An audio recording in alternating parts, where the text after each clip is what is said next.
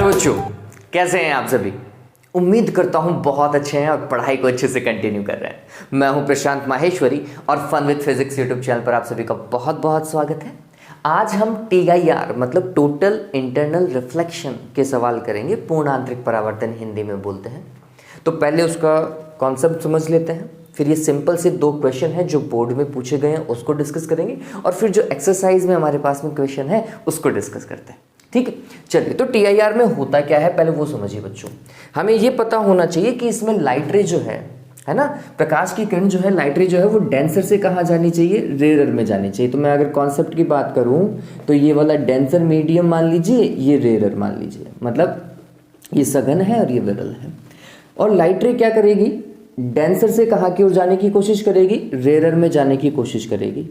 लेकिन होगा क्या, एक पर्टिकुलर एंगल ऑफ इंसिडेंस ऐसा होगा जिसमें वो लाइट रे वापस से किस में आ जाएगी, डेंसर मीडियम में ही आ जाएगी, रेयर में नहीं जाएगी। ठीक है, ये एंगल ऑफ इंसिडेंस कैसा होना चाहिए, तो हम बोलते हैं ये एंगल ऑफ इंसिडेंस हमेशा ज्यादा होना चाहिए किससे, क्रिटिकल एंगल से।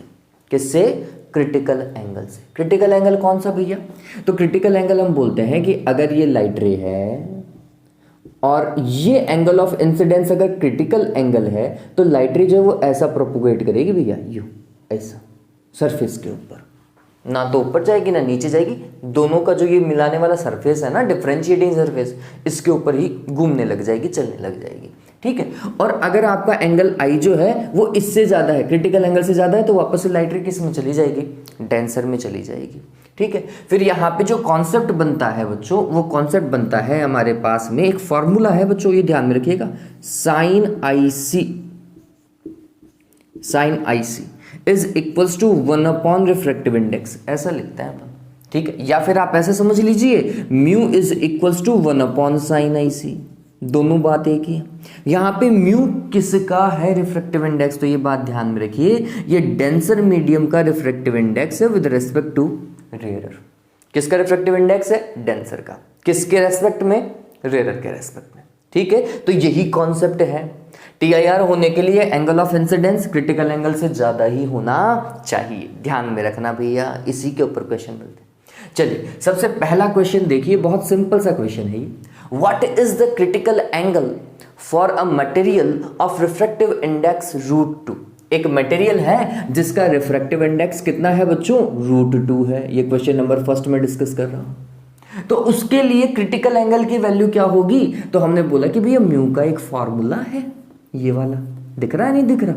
ठीक है, तो हमने ये फॉर्मूला लिख दिया भाई कि म्यू की जगह 1 अपॉन क्या लिख सकते हैं, साइन आई सी लिख सकते हैं, इज इक्वल्स टू क्या है बच्चों, म्यू है और वो वैल्यू है 2। तो फिर साइन आई सी क्या हो जाएगा भाई, 1 अपॉन म्यू या फिर 1 अपॉन √2। अब कंपेयर करो भाई, साइन में ये वाली वैल्यू कब आती है, ये हमें पता है भाई, साइन 45 की वैल्यू किसकी बच्चों, साइन 45 की वैल्यू उतनी ही आती है जितना ये 1 अपॉन √2 है ना। 1 अपॉन √2 वैसे न्यूमेरिकली कितना होता है, 0.707 होता है। न्यूमेरिकली कितना होता है, 0.707 होता है। अरे एसी वाले चैप्टर में डिस्कस किया है, इतना ही होता है 1 अपॉन √2। चलो देखो एक बार के लिए, तो हमें पता है 1 अपॉन √2 किसके इक्वल है, साइन 45 के इक्वल है। तो यहां से कंपेयर करोगे तो क्रिटिकल एंगल की वैल्यू कितनी आएगी, देवताओं 45 आएगी, नहीं आएगी, है नहीं, सिंपल है। ठीक है, अब इसका मतलब क्या हुआ, उस मटेरियल पे अगर एंगल ऑफ इंसिडेंस इससे ज्यादा है, जैसे लेट सपोज करो इससे ज्यादा कितना 50, एंगल ऑफ इंसिडेंस अगर 50 है तो वापस से उसी मीडियम में रह जाएगी लाइट रे। एंगल ऑफ इंसिडेंस 55 है, उसी मीडियम में रह जाएगी। लेकिन अगर एंगल ऑफ इंसिडेंस 40 डिग्री है, कम है क्रिटिकल एंगल से, तो भैया उस मीडियम से आई और रेयर में चली जाएगी, मतलब डेंसर में प्रोपोगेट कर रही थी और रेयर में चली जाएगी। कब, जब क्रिटिकल एंगल से कम था। इसका मतलब ये हुआ है ना, 45 से ज्यादा है तो इसमें आई और इसी में रह गई। ठीक है, और अगर 45 से कम है तो इसमें आई, डेंसर में चली तो थी लेकिन रेयर में चली जाएगी बाद में। ठीक है, ये बात ध्यान में रखना। बात समझ में आई। इसका तो आंसर कितना है भाई, I C is equals to 45 degree.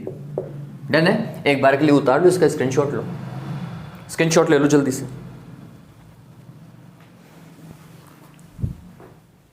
हो गया, चलो अब नेक्स्ट देखो सिनेरियो क्या बोल रहा है वो। और रे PQ डायग्राम दिखाई दे रहा है सेकंड क्वेश्चन में, रे PQ दिखाई दे रही है। A ray PQ incident normally on the refracting face BA. Incident normally, इसका मतलब क्या हुआ बच्चों, 90 डिग्री पर आ रही है ना। ये जो फेस बी ए आपको दिखाई दे रहा है, ए बी दिखाई दे रहा है, इसके ऊपर कितने डिग्री पे आ रही है भाई, 90 डिग्री पे आ रही है। चलिए, तो ये वाला एंगल जो है ये कितना होना चाहिए, 90 होना चाहिए। ठीक बात है, कोई दिक्कत नहीं है ना। हाँ ठीक है। Is refracted in the prism B A C, ये बी ए सी ये प्रिज्म है, उससे रिफ्रेक्ट हो रही है। Made of the material of refractive index 1.5, ये प्रिज्म जो है उस प्रिज्म का रिफ्रैक्टिव इंडेक्स, मतलब जिस मटेरियल से ये बना हुआ है उस मटेरियल का रिफ्रैक्टिव इंडेक्स दिया हुआ है क्वेश्चन में, म्यू इज इक्वल्स टू 1.5 है, ध्यान में रखना। Complete the path of the ray through the prism for which the face will the ray emerge. Okay, चलो थोड़ा सा इसको तरीके से देखते हैं। Complete the path of ray through the prism, आपको इस प्रिज्म में ये लाइट रे कैसे जाएगी ये आपको बताना है। ठीक बात है, बता देंगे, कोई दिक्कत नहीं। चलिए फिर, for which face, कौन से फेस से, विल द लाइट रे इमर्ज, कौन से फेस से लाइट रे बाहर निकल जाएगी वो भी पता लगाना है।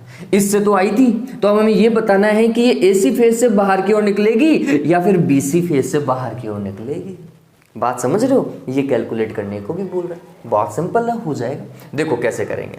सबसे पहले तो ये समझिए रिफ्रैक्टिव इंडेक्स कितना, 1.5। 1.5 अगर है तो इस प्रिज्म के लिए सबसे पहले क्रिटिकल एंगल कैलकुलेट कर लो भैया। वैसे 1.5 ग्लास का होता है, क्रिटिकल एंगल देखो ग्लास का फिक्स है, 42 डिग्री लिखते हैं अपन। अरे लिखते नहीं लिखते, तो ये मैं बता देता हूँ। देखो क्या होता है, तो अपन ने लिखा sine I C is equals to 1/म्यू। अभी थोड़ी देर पहले फॉर्मूला बताया था मैंने आपको। चलिए, तो sine I C is equals to 1/म्यू, म्यू इज इक्वल्स टू 1.5 है क्या। 1.5 को और क्या लिख सकते हैं बताओ, 3/2 लिख सकते, नहीं लिख सकते। तो मैं यहाँ पे 3 लिखूंगा, 2 का आ जाएगा ऊपर। तो कुल मिलाकर के sine I C is equals to देखो कितना हो गया, 2/3, मतलब 0.67 लिख देता हूँ।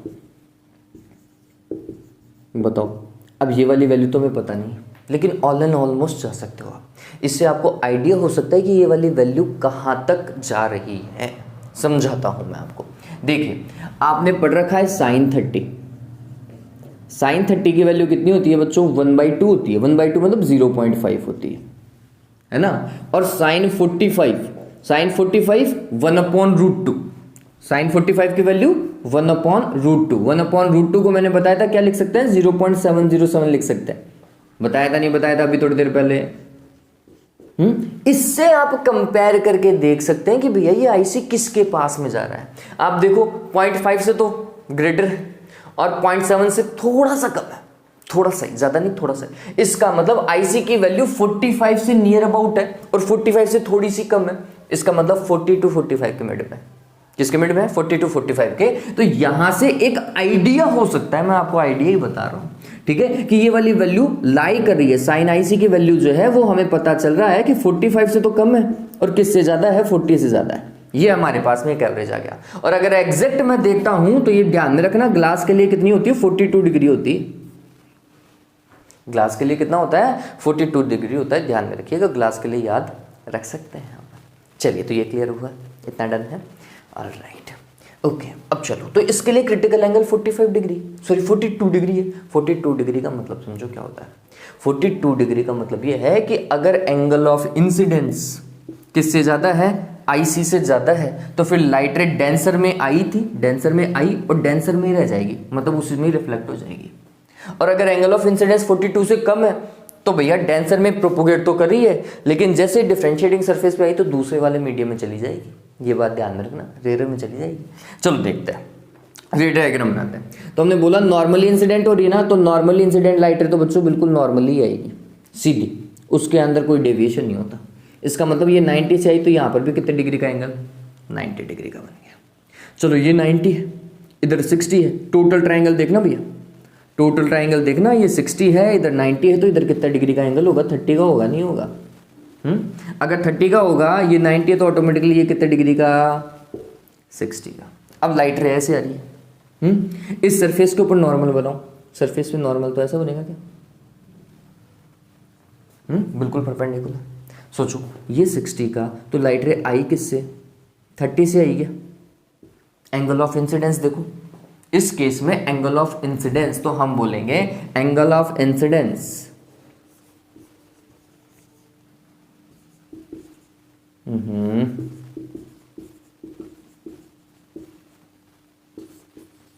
फॉर फेस कौन सा है, AC इज कितना डिग्री है भाई, I is equals to 30 degree.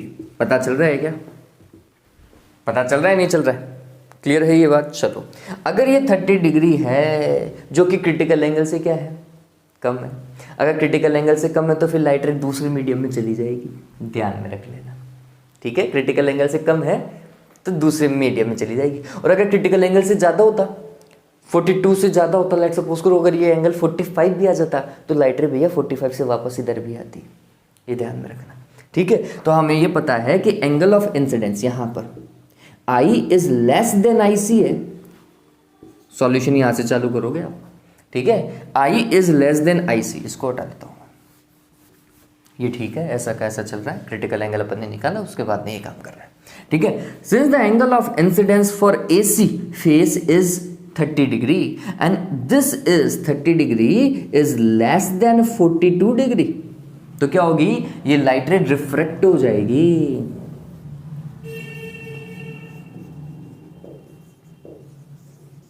This light ray emerge out from AC phase, दूसरे मीडियम में जाएगी। कितने एंगल से जाएगी ये कैलकुलेट किया जा सकता है। वैसे भी ये देखो, ये डेंसर है, ये रेयर है, तो ये वैसे दूर हटेगी, है ना। तो ये वाला एंगल 30 डिग्री से ज़्यादा ही आएगा। कैसे कैलकुलेट हो जाएगा, वो sine I divided by sine R से हो जाएगा, ठीक है। और वो एंगल कितने डिग्री का है, ये वाला आर कितने डिग्री का है, ये कैलकुलेट हो जाएगा। किससे, सॉल्व करना चाहो तो कर लीजिएगा, वैसे ये पूछा नहीं है। Sine I divided by sine R is equals to refractive index of second medium. Second medium क्या है, air, with respect to first medium. First medium कौन सा था, ग्लास था क्या, यही था। चलिए साइन आई की वैल्यू कितनी भैया, साइन आई की वैल्यू बच्चों 30 degree, that is sine 30। Sine R calculate करना है, इज इक्वल्स टू एयर का रिफ्रैक्टिव इंडेक्स 1 और ग्लास का रिफ्रैक्टिव इंडेक्स कितना 1.5, ऐसे ही है। 1.5 को क्या लिख सकते हैं, 3/2 अभी बताया था ना, तो 3 इधर और 2 कहाँ जाएगा, ऊपर। चलो साइन आर निकालना है, तो ये क्या हो जाएगा, sine R is equals to 3/2 multiply हो जाएगा इंटू साइन 30। साइन 30 की वैल्यू पता है क्या, 1/2 होती है क्या, तो 3/2 इंटू 1/2 कितना हो जाएगा रे, 3/4। कितना 0.75 आ रहा है क्या, ये तो ज़्यादा आ रही है। देखो मैंने आपको बताया था 45 के 0.7 है और ये 0.7 से ज़्यादा है, तो इसका मतलब है ये 45 से तो ज़्यादा है आर, और मेरे हिसाब से 55 के बीच में आ जाना चाहिए, है ना। ऑलमोस्ट 55 डिग्री आएगा। और वैसे एग्जैक्ट अगर सही बताऊँ ना, तो ये वाला सिनेरियो बच्चों किसके लिए बैठता है, ये वाटर के लिए बैठता है। और वाटर के लिए ये जो है ना, ये 48 डिग्री है, 48.5 डिग्री। अगर एग्जैक्ट बताऊँ तो 48.5 डिग्री आएगा ये 48.5 डिग्री आएगा। सॉल्यूशन करने की ज़रूरत नहीं है, सॉल्यूशन करने की ज़रूरत नहीं है, लेकिन मैं आपको बस एक आइडिया बता रहा हूँ। आपको तो यही बताना था कि कौन से फेज से बाहर निकलेगी भैया, इस फेज से बाहर निकलेगी। क्यों निकलेगी, क्योंकि क्रिटिकल एंगल कम, sorry incident angle critical angle से कम है, इसलिए इस फेज से बाहर निकल जाएगी, है ना। और ऐसा पाथ आपको ड्रॉ करना है। ये वाला वैल्यू अगर नहीं भी लिखोगे तो भी कोई दिक्कत नहीं है, ठीक है। डन हुआ। चलिए एक बस आपके रेफरेंस के लिए मैं बोल रहा हूं कि आप याद रख लीजिएगा कि ग्लास के लिए जो है बच्चों क्रिटिकल एंगल, किसके लिए, ग्लास के लिए, ग्लास के लिए ये 42 डिग्री है ना, और वाटर के लिए ये 48.5 है, या 48 याद रख लो क्रिटिकल एंगल, ये याद रख लोगे, इजी रहेगा क्वेश्चन करना, ठीक है। चलो एक बार के लिए इसको देख लो, जल्दी से इसका स्क्रीनशॉट ले लो, नेक्स्ट क्वेश्चन को सॉल्व करते हैं अपन, ठीक है। जल्दी से स्क्रीनशॉट ले लो इसका। चलिए नेक्स्ट क्वेश्चन देखते हैं, आपको दिखाई दे रहा होगा वहां पर क्या बोल रहे हैं, देखो। A small bulb is placed at the bottom of a tank containing water to a depth of 80 centimetre. What is the area of the surface of water through which light from the bulb can emerge out. Alright, refractive index of water is 1.33, हमें पता है. Consider the bulb to be a point source. Alright, देखिए question का पहले diagram देखते हैं कि ये किस तरीके से सॉल्व होगा बच्चों. सबसे पहले तो वो बोल रहा है कि एक वाटर टैंक है ना, तो अपन को एक वाटर टैंक बनाना है. तो अपन ने बोला कि ये लो भैया एक वाटर टैंक ले लिया, इसमें वाटर को फिल कर दो भैया.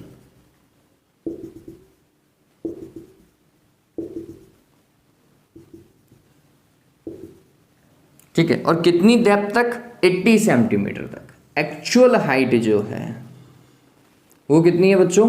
80 सेंटीमीटर है, ये बात ध्यान में रखिएगा, है ना. और इसके बॉटम पर एक बल्ब रखा हुआ है, तो ये बल्ब मान लेता हूं, और इस बल्ब से क्या निकल रही है? लाइट निकल रही है. तो एक लाइट जो बिल्कुल सीधी आ रही होगी वो तो सीधी ऐसी की ऐसी जाएगी. कुछ लाइट ऐसी आ रही है और ऐसी बाहर निकलेगी, कुछ लाइट ऐसी आ रही है और ऐसी बाहर निकलेगी, और कुछ लाइट ऐसी आ रही है और शायद वापस से वाटर में भी चली जाए. बात समझ रहे हो? ये डिपेंड करता है क्रिटिकल एंगल के ऊपर. अगर angle of incidence critical angle से ज्यादा होगा तो फिर वो वापस से मीडियम में भी रह जाएगी. तो यहाँ पे क्वेश्चन देखो, क्वेश्चन क्या बोल रहा है? What is the area of surface of water? Surface of water यहां पर, ठीक है, surface of water through which the light from the bulb can emerge out, जहां से लाइट बाहर निकले. तो थोड़ा सा समझो, मैं इस डायग्राम को थोड़ा सा कॉम्प्लिकेटेड बनाने वाला हूं.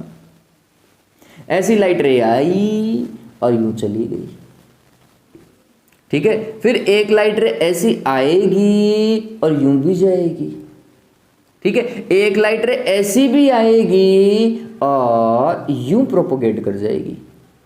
एक लाइट रे जो इससे ज्यादा एंगल से आएगी वो वापस से इसी मीडियम में चली जाएगी. तो लाइट कहां से बाहर निकली है? मैक्स टू मैक्स कहां से? यहां तक वाले से, जहां पे एंगल ऑफ इंसिडेंस जो है वो क्रिटिकल एंगल तक आ गया. अरे क्रिटिकल एंगल से कम है तो वो बाहर जा रही है, और अगर क्रिटिकल एंगल और उससे ज्यादा है तो वो वापस से वाटर में आ रही है. तो इसका मतलब हमें वही सरफेस देखनी है जो क्रिटिकल एंगल तक की लिमिट को डिफाइन करता हो. बात समझ रहे हो? अगर क्रिटिकल एंगल से ज्यादा हो गया इंसिडेंस तो वापस से लाइट रे अंदर आ जाएगी देवताओं. तो हमें उतने तक ही काम करना है जहां तक एंगल ऑफ इंसिडेंस क्रिटिकल से थोड़ा सा क्या है? कम है. ये क्रिटिकल तक ही है ना. तो इसको थोड़ा सा डायग्राम को सही और बना देता हूं मैं. यहाँ पे तो थोड़ा कॉम्प्लिकेट दिखाई दे रहा है ना. चलो, तो इस डायग्राम को अगर सही करें तो क्वेश्चन को हटा देता हूं. देखिए सॉल्यूशन कुछ यहाँ से करेंगे अपन. डायग्राम यही देखना है आपको, है ना. यहाँ तक किसको फिल कर दिया है? वाटर को भर दिया है अपन. क्वेश्चन मैथमेटिकली सॉल्व करने में दिक्कत हो सकती है, लेकिन जो तरीका मैं आपको बताऊं उससे शायद चीज़ें आसान हो जाएंगी बच्चों, है ना. देखो क्या होगा, अपन यहाँ पे मान रहे हैं कि लाइट सोर्स है वो बल्ब है. इस बल्ब से एक लाइट रे ऐसी सीधी लेकर के चले जाओ, जो सीधी लेकर के जाते हैं उसमें अपन किसी तरीके का डेविएशन शो नहीं करते, ठीक है. और एक लाइट रे जो क्रिटिकल एंगल वाली ऐसी वाली है, उसके लिए अपन क्या बोलेंगे भैया? यही फिर ऐसा जाने लगेगी, और इससे ज़्यादा आएगा तो नीचे की ओर चली जाएगी. तो फिर ये वाला जो एंगल है, जितना यहाँ पर एंगल उतना ही तो यहाँ पर होगा भैया. बताओ होगा नहीं होगा? अल्टरनेट इंटीरियर एंगल है नहीं है ना. यहाँ पर अगर ये IC है तो ये भी एंगल कितना होगा बच्चों? IC. और वाटर के लिए IC मैंने आपको थोड़ी देर पहले बताया था. नहीं पता है तो भी कोई दिक्कत वाली बात नहीं है, सवाल तो सॉल्व होगा, क्वेश्चन तो सॉल्व हो जाएगा. चलिए, हमें क्या निकालना है? एरिया, वाटर सरफेस पर एरिया जिससे लाइट रे बाहर निकलेगी. तो एक तो इधर से भी बाहर निकलेगी, एक इधर से भी तो बाहर निकलेगी. अरे इधर से भी तो बाहर निकलेगी, जितना इस तरफ है उतना ही इस तरफ है. तो अगर इधर R कवर कर रही है तो इस तरफ भी क्या कवर करेगी? R कवर करेगी, नहीं करेगी, और इधर से बाहर निकल जाएगी ना. मैंने इस तरफ कम बना दिया. बात समझ रहे हो? तो एरिया कितना? πr² वाला. अरे इतना ही है. अरे टैंक में पानी भरोगे तो एरिया तो πr² ही होगा ना, गोले से ही तो बाहर निकलेगी वो. चलो, तो हमें πr² कैलकुलेट करना है, और उसके लिए सबसे पहले क्या आना चाहिए? R आना चाहिए. R कैसे कैलकुलेट होगा? वो बहुत सिंपल है. देखो ये डेप्थ दे रखी है 80 सेंटीमीटर. 80 सेंटीमीटर को मैं लिख सकता हूँ 0.8 मीटर. बताओ लिख सकता हूँ नहीं लिख सकता हूँ? H दिया हुआ है क्या मेरे को? R मेरे को कैलकुलेट करना है. IC मेरे को पता नहीं है लेकिन सॉल्व हो सकता है. चलिए तो सबसे पहले तो आईसी के लिए रामायण पढ़ते हैं, है ना, जिससे हमारी वैल्यू कहां तक पहुंचे, आर तक पहुंचे। ठीक है ये बात। चलो काम करना चालू करते हैं बच्चों। तो हमने बोला क्या भैया, वो देखो देखो पहले तो साइन आईसी कैलकुलेट करते हैं। तो वी नो दैट क्या भाई, sine IC is equals to 1/μ, that is refractive index of water with respect to air. चलिए तो sine IC is equals to 1/1.33, और 1.33 को क्या बताया था बच्चों, 4/3 लिख सकते हैं क्या, 4/3। ध्यान रखना 1.33 is equal to 4/3, is equal to 4/3, ऐसा लिख सकते हैं। क्लियर है। अगर इसको सॉल्व करते हैं तो हमें ये पता चला कि ये 0.75 आ रहा है, और मैंने आपको थोड़ी देर पहले बताया 45 से ज़्यादा है, 55 से कम है। और एग्जैक्ट देखें तो आईसी की वैल्यू किसके इक्वल है, 48.5 डिग्री के, है ना, इसके आसपास में चलेगा। ये तो अपन को आइडिया हो गया, लेकिन साइन आईसी की वैल्यू आ गई क्या, 3/4। क्लियर है। अगर साइन आईसी आ गया तो बताओ देवताओं कोस आईसी आएगा नहीं आएगा, आना ही चाहिए। कोस आईसी कैसे निकालेंगे, आप बोलोगे कि सर ये क्या कर रहे हो, अभी समझ में आएगा बेटा। चलो cos IC is equal to 1 - sine square theta कर दूं क्या, और उसका क्या रूट करे क्या, मैथमेटिक्स ही है ना, sine square theta plus cos square theta is equal to 1। तो फिर यहाँ से कोस आईसी क्या हो जाएगा, 1 - साइन स्क्वायर थीटा, और उसका क्या ले लेंगे, अंडर रूट ले लेंगे। चलिए 1 - साइन स्क्वायर आईसी, इसका स्क्वायर करोगे तो 9/16 आएगा नहीं आएगा रे देवताओं, आएगा नहीं आएगा। चलो कितना है रे, 16, 16 - 9 7 डिवाइडेड बाय 16, और उसका अंडर रूट हो जाएगा √7 डिवाइडेड बाय 4। बताओ कोस आईसी आया नहीं आया, आ गया। कोस आईसी आया तो tan आईसी भी आएगा। tan IC is equal to tan theta is equal to क्या होता है, sine theta divided by cos theta होता है, नहीं होता। साइन में कोस का डिवाइड लगाओ, साइन में कोस का डिवाइड लगाओ, 4 से 4 कैंसिल। बताओ भाई 3/√7 आ रहा है नहीं आ रहा, आ रहा है नहीं आ रहा है। tan IC is equals to 3/√7। चलो अब इसकी रामायण समझाता हूं कि ये मैंने क्यों किया। देखो इसका सिंपल सा तरीका है बच्चों, अगर मैं tan थीटा निकाल देता हूं, tan theta is equals to perpendicular divided by base, perpendicular divided by base, perpendicular divide by base. ठीक है, इससे मेरे को बताओ आर की वैल्यू आएगी नहीं आएगी, आएगी नहीं आएगी बताओ। चलो तो tan theta is equals to perpendicular, perpendicular देखो थीटा के सामने वाला ही परपेंडिकुलर होता है, पता चले तुम h को मान लो परपेंडिकुलर, नहीं भैया यहाँ पर बेस है तो ये परपेंडिकुलर डिवाइड बाय बेस, तो tan थीटा की जगह perpendicular that is r divided by base is equals to कितना है, 3 डिवाइडेड बाय √7 है। बताओ है नहीं है, तो फिर r इज इक्वल्स टू कितना हो जाएगा, 3 डिवाइडेड बाय √7 इंटू h की वैल्यू कितनी देवताओं, 0.8। बताओ आर की वैल्यू मिली नहीं मिली, मिली। अगर आर आ गया तो बताओ किस एरिया से बाहर निकलेगा, एरिया जहां से लाइट रे बाहर निकलेगी, the area from which the light रे विल इमर्ज आउट, क्या होगा, πr²। पाई की वैल्यू 22 डिवाइड बाई 7, r², इसका स्क्वायर करो, 3 का स्क्वायर कितना 9, √7 का स्क्वायर कितना 7, और इसका 0.8 इंटू 0.8 कितना 0.64 होगा क्या, बताओ रे। चलो सॉल्व करते हैं, ये कितना 3.14, ये कितना 7 एकम 7 2 7 2 नहीं 6 7 8 56 1.28, और ये 0.64 मल्टीप्लाई कर लीजिएगा, जो भी आएगा मीटर स्क्वायर लगा दीजिएगा, है ना, जो भी आएगा मीटर स्क्वायर लगा दीजिएगा, लेकिन तरीका यही है, अदरवाइज तो वो एंगल लेते रहो पचड़े में घूम जाओगे बच्चों, दिक्कत हो जाएगी बहुत।